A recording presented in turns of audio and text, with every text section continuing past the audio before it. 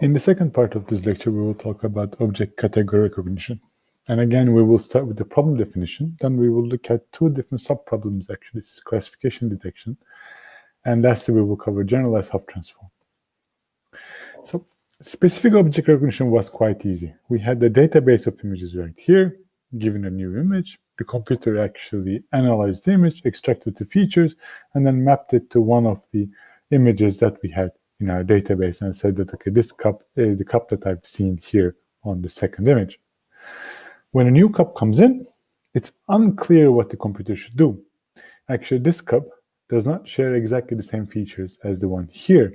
So it's actually not the same object, but it's from the same category. You can imagine more complicated cases where we have, again, the same category of object as the third one here, but with a cluttered background. Again, it's unclear what to do in this specific object recognition. So this actually falls into the problem of object category recognition. The question is, we want to recognize any car in the image, or we want to recognize any cow in the image, not a specific cow. And in its purest form, it shares very much similar aspects with this specific object recognition, with one additional challenge, which is the intra-class variation. So if we want to create an algorithm that will detect any koala in the image, we will have to deal with the elimination, differences in object pose, the clutter, the viewpoint, and the occlusion. In addition, we have many different types of koalas and the variations within the class.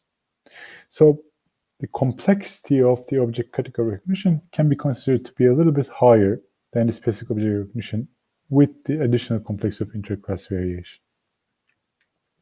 Maybe here it's important to make a small remark on the difference between intra-class and inter-class variation. The intra-class variation is the variation that we observe among the same class. So, for example, if I'm talking about human beings, here we have a small baby, a toddler.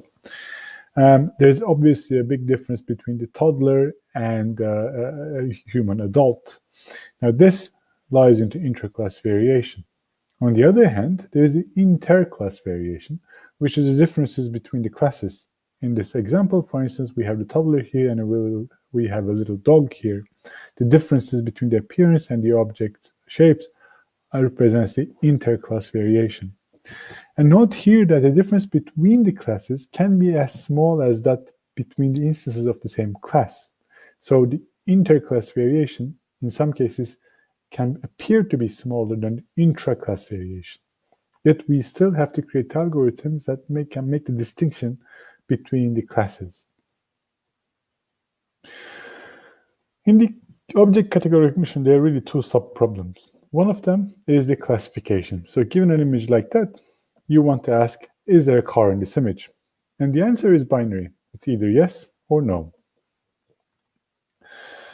The second subproblem is detection. Where is the car? And this does not only need a binary answer, but it also needs a localization.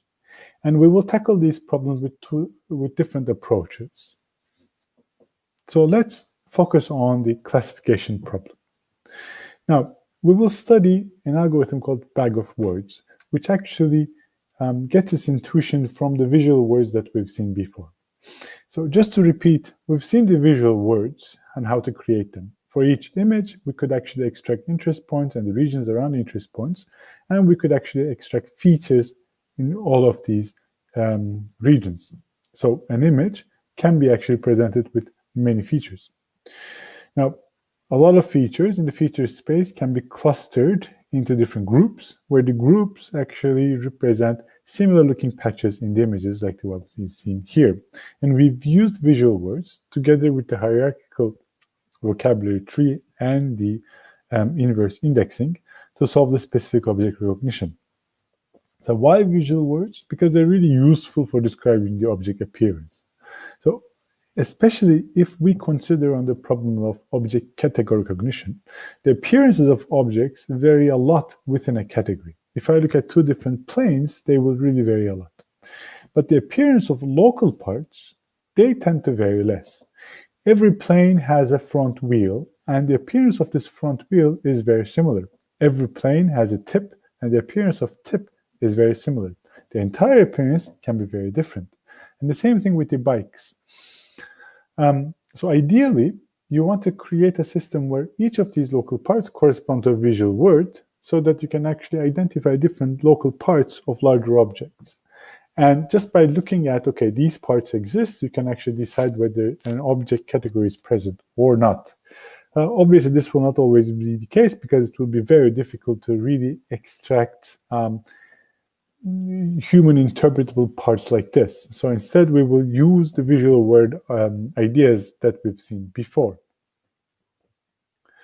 So we've already seen how to build visual vocabularies for the specific object recognition, but we've not really discussed the different components in building such vocabularies. And actually, they differ a little bit between building a vocabulary for specific object recognition versus building a vocabulary for object category recognition. And the components we can discuss are actually the sampling strategy. So should we extract features densely, or should we only extract features in the interest points? Or should we do it just randomly? Should we use clustering? What type of quantization algorithm should we use? Should we use unsupervised or supervised clustering? So what corpus provides features? Should we have a universal vocabulary for every different object, or should we have different vocabularies for different subcategories of object categories? And what should be the vocabulary size? What should be the number of words? So most of these answers are actually not clear. But let's try to answer at least some of them.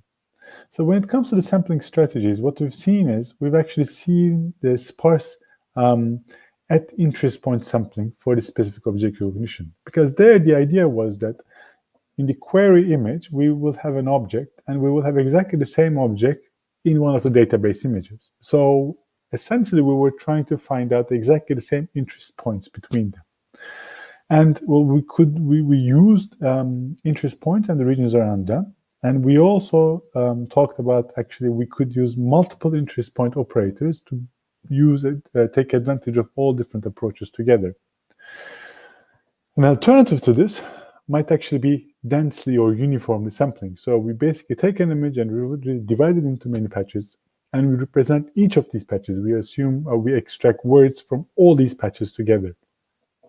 Or you can actually imagine yet a fourth category of sampling, which actually just sample randomly in the image without having interest points.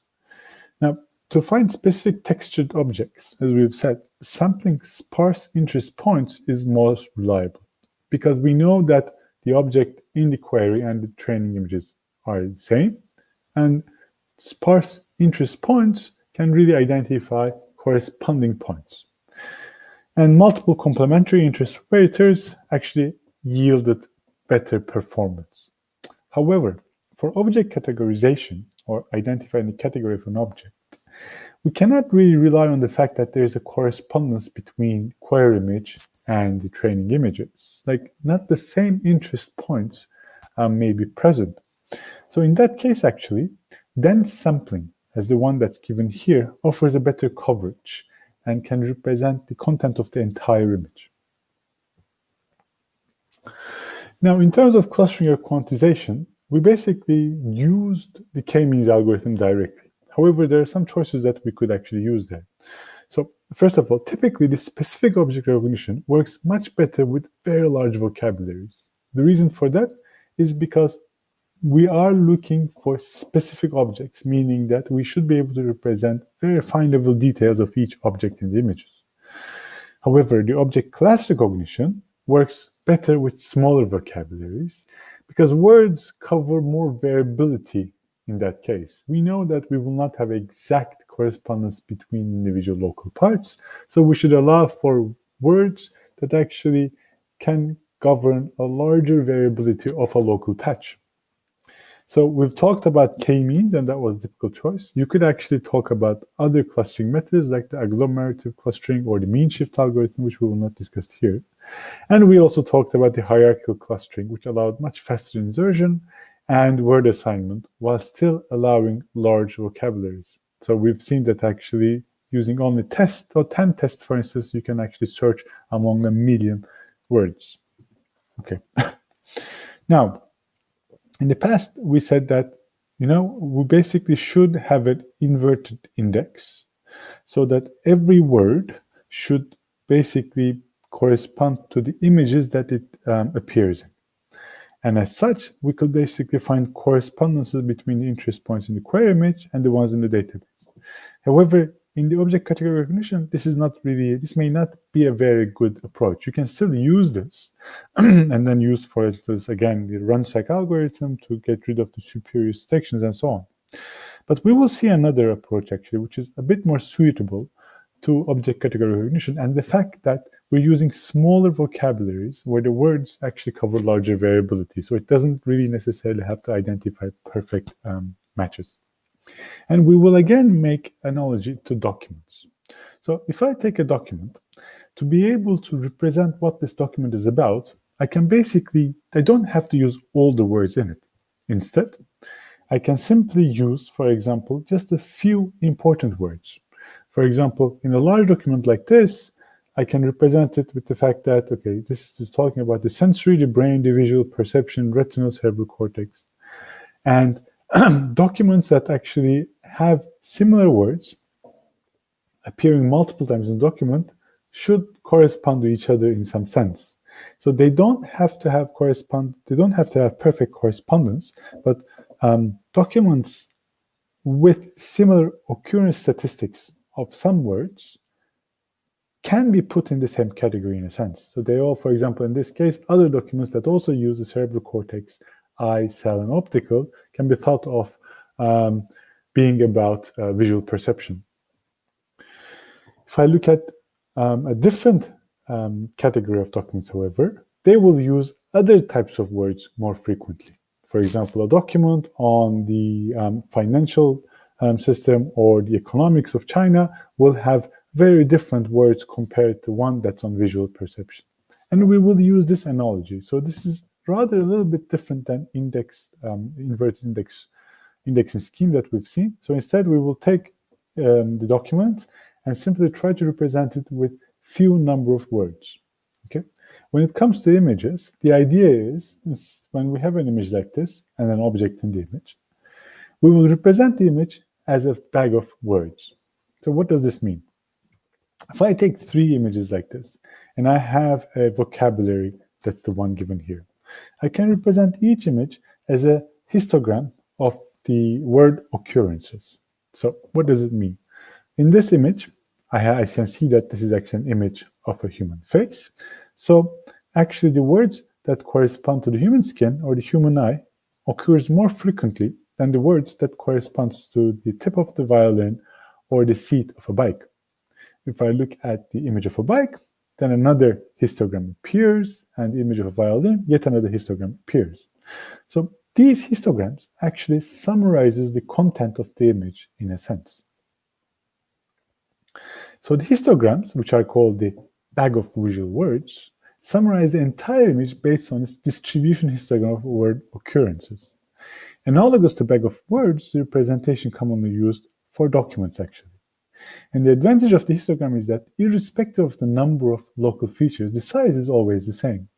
For all these images, whether they are very large or whether they're very small, or whether I actually extract, for instance, 1,000 feature points or 100,000 feature points, I will use the same number of words in my vocabulary.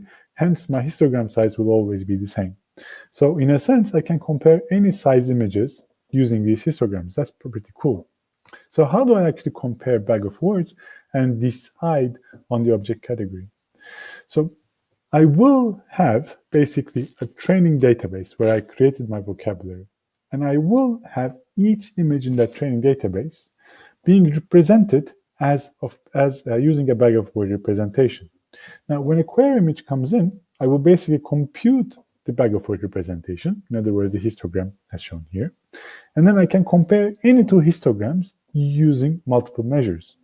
A simple measure is actually a normalized scalar product between the histogram. So basically, I look at the dot product and I try to normalize the dot product so that the sizes of the occurrences, the number of occurrences, do not affect the distribution itself. But this is actually a very simple thing. And again, the learning or the recognition bag of words actually enables us to describe an unordered feature set with a single vector of fixed dimensionality. So in this bag-of-word approach, I don't actually rely on correspondences between the query image and the training images. So that's pretty nice. Instead, I basically extract lots of words, create my histogram, and simply use this histogram to summarize the content of the entire image. So it actually provides an easy way to use a distribution of feature types. And you can actually use any type of learning algorithm that basically requires a vector input to do the final recognition system. So bag-of-word for object categorization actually works pretty well for whole image classification. So you give me an image like this, I can basically divide the image into different parts. And the image actually, the summary histogram, will tell me that this image has buildings, it has flowers, and a face in it. So it actually has a representation for all of them together. Okay.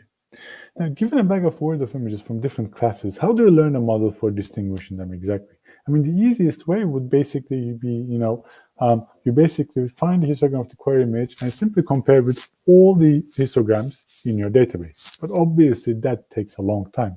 Instead, a better way to do is use discriminative methods or machine learning. So, given a training example, you learn a decision rule or a classifier that assigns bag-of-word representation of images to different classes. So, a bag-of-word representation of this image will lie here, and this image will lie here, and this image will lie here, and I can actually create a classifier that distinguishes zebra images from non-zebra images. And for example, I can use SVMs or nonlinear SVMs or neural networks to create the decision boundaries between the bag of words of the different images. And the classification very quickly, I don't think this is actually the content in the scope of this course, but the classification very quickly basically is a method to assign input vectors to one or more of the classes. So any decision rule simply divides the input feature space into several decision regions. And how to place these decision boundaries depends on the learning algorithm. So in this case, if I only have two features, meaning that I have a histogram of only two words, a classification algorithm will basically say that this area will belong to the first class, this area will belong to the second class, and this area will belong to the third class. As I said, there are various ways of doing it, from nearest neighbor to neural networks to support vector machines to boosting. And we will talk a little bit about the neural networks in this course and a little bit about the boosting later actually in this lecture. And if you're actually interested, I recommend highly taking the machine learning courses to learn about the other alternatives. Anyway, so the bag-of-word for image classification is actually quite a good algorithm. For example, in the earlier works, it can be seen that for a variety of classes, the bag-of-words can achieve really high accuracies. Okay? In one of the famous Caltech 6 datasets, the bag-of-words approach, throughout the years, held the highest recognition rates for a very long time. So it's a good performance for classification, especially if you want to talk about whether an object is present or absent. And you can actually think about more elaborate part-based models with spatial constraints and so on. But actually, the bag-of-word approach works a little bit better than them. So it's kind of interesting. What can be the reason? Now, the property of bag-of-words approach is that it removes completely spatial layout.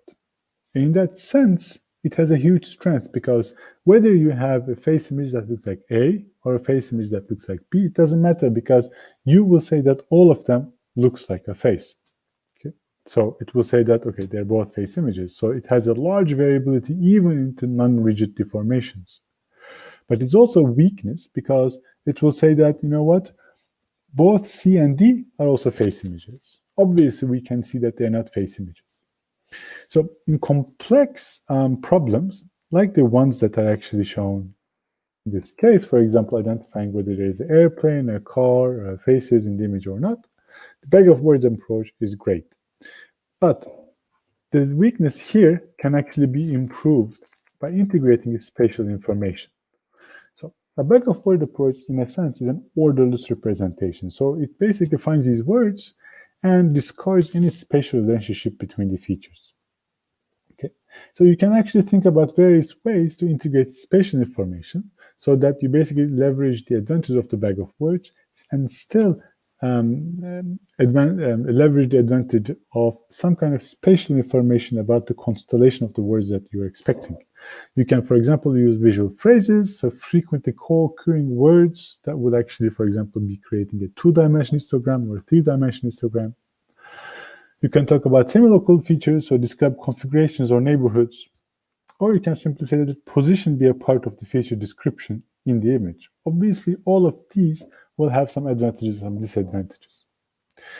One approach that actually achieved some level of success for some type of classification problems was you create a bag of words within subgroups of an image. So the idea is actually quite simple, and I want to discuss it here too. So we've seen that the bag of words can create a representation of the image as a whole. So that I can do, and I can actually create a histogram. In order to really integrate spatial information, what I can do is I can simply divide this image into 4 parts and create 4 different representations. Again, bag of word representations in these 4 different parts, and add it to the, or append it to the first one. I can go even further and divide the image into further grids, and again, create bag of words representations for these individual parts as well. Now, appending all these representations one after the other, I basically create a larger feature vector for the image that not only describes the entire content, but also have a spatial understanding or a spatial integrated spatial constellation of what should be expected, because the order of the histograms that I create in the larger feature vector tells me about what should follow what. And this type of approach actually is extremely successful in categorizing scenes. Because in scenes, what's above and what's below, what's left and what's right doesn't really change much. For example, if I look at an office scene and if I want to distinguish it from a scene of a living room, basically the constellation of the objects is quite important. And this spatial pyramid description matching was particularly useful. So, for example, one example in the works is that this spatial pyramid description can capture the scene categories through texture-like patterns, but with some variability in the positions of the local pieces. Okay, so for example, here I have a confusion table, and I see that actually for most of the categories, the diagonal has the largest values, meaning that the algorithm actually is quite good in distinguishing, for example, street images from the rest. You can also see some interesting part, which is there's some confusion, the areas that are actually confused a lot more. For instance, the kitchen is confused a lot more with the living room and with the store, which makes sense because they're all indoors. So the constellations of what's above and what's below in the image content can be similar. However, obviously, the same algorithm, the fact that it uses such a simple spatial pyramiding approach can be a disadvantage too. If I actually don't use the camera in the same way, if I actually do global shifts in my view, the algorithm can be misguided because the spatial constellation will now change. Nonetheless, the algorithm is actually quite useful. Here's some example of the results of the query. So what we did here was on the left-hand side, we have the query image. And we looked at the spatial pyramid descriptors, like the one I've showed. And then we looked at the nearest neighbors in my training set that is closest to the query images. And you see that, for example, the kitchen images is pretty close to various different kitchens, as well as the office images. The store images is close to store images. And after some point, you have mountains and forests, probably sharing similar texture information. Tall buildings inside cities and street images are actually matched quite well. The nearest neighbors for all these images are still from the street images or from the tall buildings. There's some interesting aspects as well. For example, tall buildings here share similar spatial pyramid descriptors as the tall mountains. Okay. So some final discussion about the bag of words. So then there's some advantages, which is it's very flexible to geometry deformation and viewpoints due to this orderless nature of the words. It provides a very compact summary of the image content, basically a single vector that represents the entire image. And empirically, it leads to very good recognition results in practice. The disadvantage is the basic model ignores geometry completely. So you can verify afterwards, for example, by looking at the correspondences or by embedding within the feature descriptors, the locations, and so on. But the advantages of that are still much less than, much marginal than the advantages of the original model. The background and the foreground basically get mixed when you create the bag of words, because the bag of words doesn't really care about what is foreground and what is background. The interest points or sampling, well, there's no guarantee that you will capture the object level parts. And the optimal vocabulary construction, it still remains unclear whether you should actually create a very dedicated vocabulary for certain categories or whether you should have a universal vocabulary.